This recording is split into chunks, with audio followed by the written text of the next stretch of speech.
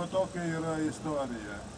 Kitą rytą išėjo laikraštis Rygoj, karinis laikraštis, sovietų kariuomenė, ir pasakė, čia yra Medrininkuose veikia tie nacionalistai, kurie nori supriešinti tarybinę liaudį, tai yra jūs, visus mus lietuvis su tarybinė kariuomenė.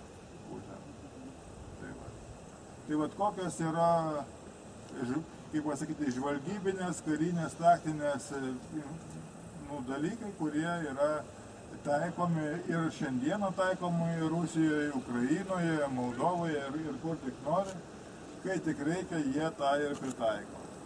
Tai žiūrėkite, jūs būkite vakarietiški, kad jūsų gyvenime nepritaikytų tokių priemonių mūsų kaimynai. Taigi tiek, tai mes, tiesą sakant, vis tiek buvo taikos metas. Nesiruošėm, kad jau mus šaudys taip grinai.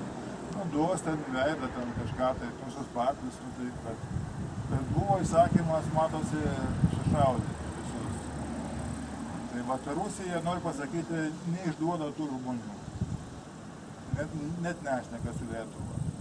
Taigi, manau, kad Rusija žiūri į Lietuvą, į Pabaltį, į Latviją, Estiją, kaip tokį į laikiną trukdį, su kuria neverta ir kalbėti.